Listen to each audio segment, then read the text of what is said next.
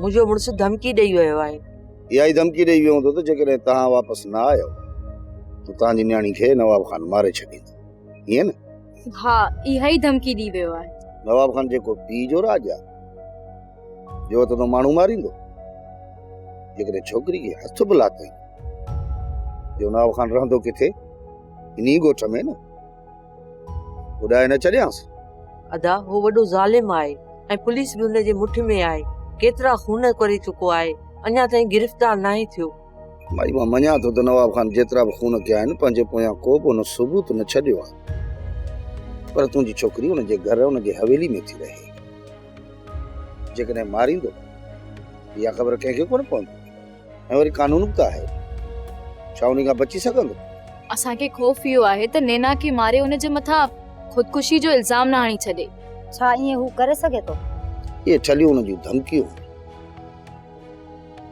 वो चाहे तो कंहिं तरीक़े सां ई मायूं वापसि अचनि, ऐं जेकॾहिं मायूं ते वयूं त मेरू पक ॼाणो सभिनी खे गुम करे छॾींदो। वो रांदि सिर्फ़ु इन जे करे थो खेॾे त कहिड़े बि तरीक़े सां हिननि मायुनि खे वापसि कयां त जीअं छोकिरियूं कोर्ट ते न चढ़नि। अदा तूं बि हिननि मसइलनि में उथियो वेठो आहीं, असांखे बि सलाह ॾे त कोर्ट में वञणु घुर्जे या न। हक़ीक़त इहा आहे त नवाब खान हिन वक़्तु ॾाढो डिॻल आहे। हुनखे पंहिंजे बदनामी जो ख़ौफ़ आहे। वो नथो चाहे त को अव्हां कोर्ट ते चढ़ो हुनजे ख़िलाफ़। बाक़ी जेको मुंहिंजो अंदाज़ो आहे त नवाब खान ॻाल्हियुनि लाइ मूं वटि ईंदो ज़रूरु, ऐं पोइ मां नवाब खान जे मथां ज़ोर रखंदुसि त तव्हांजी न्याणी खे तलाक ॾिए ऐं तव्हांखे को बि नुक़सानु न पहुचाए। जेकॾहिं मुंहिंजी ॻाल्हियुनि में अचे थो, इहे सभु कुझु मञे थो, त पोइ मां पंहिंजे ज़िमे ते तव्हांखे हुनजे पोयां छॾींदुसि। हुन खां पोइ नवाब खान तव्हांजे वार खे बि को तव नथो ॾेई सघे, छो त तव्हांजो ज़िमो मूं खयो आहे। जेकॾहिं मूं तव्हांजो ज़िमो खयो आहे त तव्हां मूं ते भरवसो कयो। साईं, हिन जी मां ज़िदती आहे त पोइ हिन खे तलाक ॾेई तव्हां पंहिंजो मथे जो सूर छो नथा ख़तमु कयो?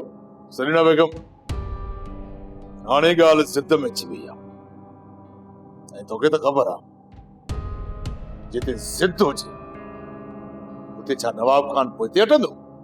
भला आख़िर हिन जो तव्हां छा कंदो? हिन जी माउ खे हिन जे ग़म में रुआरींदुसि। हिन जो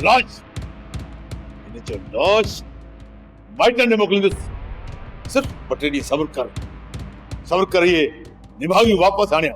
6 ॾींहं इहे निभागियूं वापसि आयूं न, उन ॾींहुं हिन जो लाश मां हिन जी माउ खे मोकिलींदुसि। कंहिंखे बि कोन बख़्शंदुसि सरीना बेगम।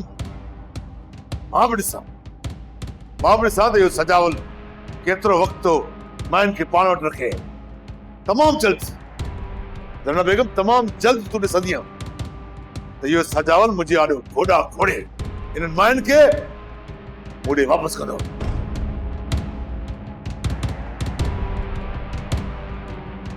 ॿुधई त साईं छा चई वियो? सोप सीरियल तकरार तमाम एपिसोड ॾिसो हाणे HD क्वालिटी में। विजिट कयो असांजो YouTube channel Sindh TV HD drama. Subscribe कयो असांजो official YouTube channel Sindh TV HD drama ऐं वधीक अपडेट लाइ बेल आइकन खे क्लिक करियो।